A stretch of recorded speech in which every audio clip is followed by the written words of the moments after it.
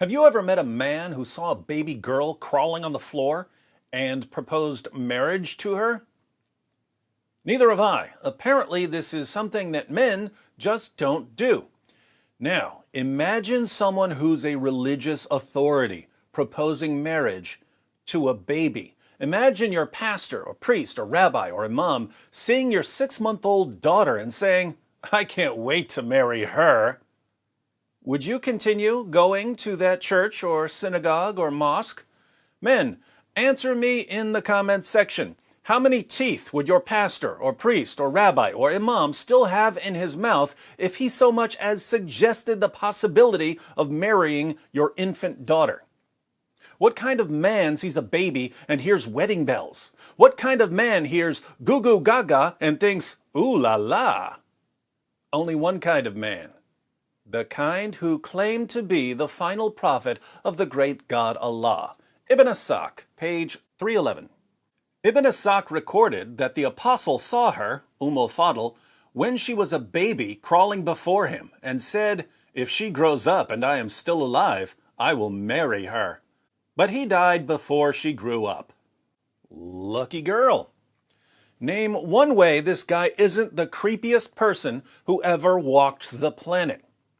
Muhammad saw a baby crawling in front of him, and he said, "If she grows up and I'm still alive, I'll marry her." Keep in mind that when Muhammad talks about a girl growing up, he's referring to the girl reaching the ripe old age of 6. This girl never knew how lucky she was that her degenerate sleazebag of a prophet died an agonizing death before he could steal her childhood innocence and then die, leaving her a childless widow for the rest of her life, which is exactly what he did to Aisha. Notice the name in parentheses, al-Fadl. That was added by the translator Alfred Guillaume, and it's apparently a mistake on his part. The baby was later known as Habib bint Abbas. al-Fadl was her mother.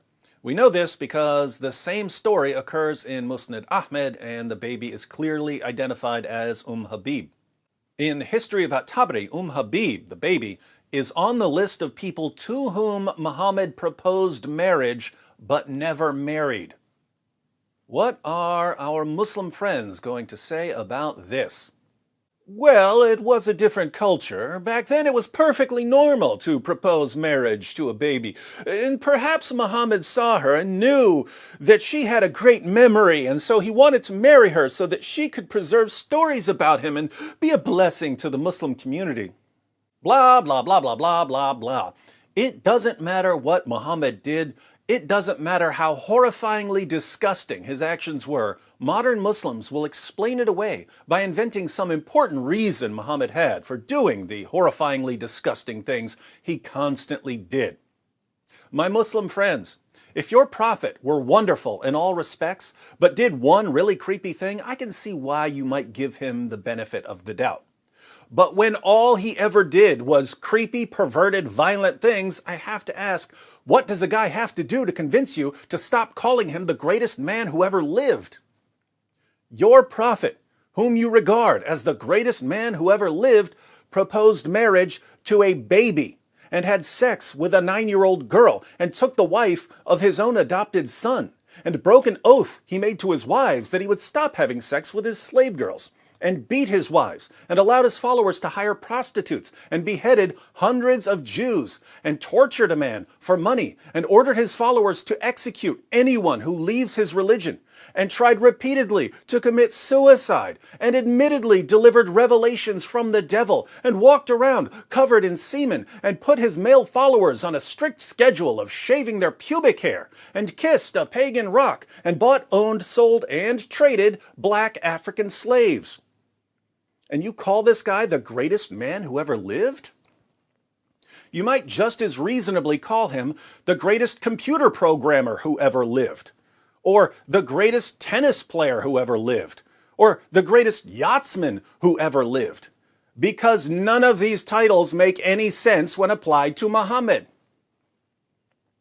If you wanted to call him the greatest sexual deviant of all time, or the greatest religious deceiver of all time, or the greatest destroyer of humanity of all time, you could make a pretty good case for your prophet in those areas.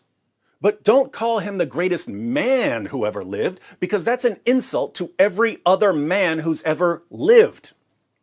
When you call an egomaniacal, violent pervert the greatest man who ever lived, you're saying that every other man who ever lived is worse than an egomaniacal, violent pervert. And when you insult all men like that for the sake of the egomaniacal, violent pervert you call your prophet, you're inviting a response from the greatest false prophet mocker of all time. That would be me.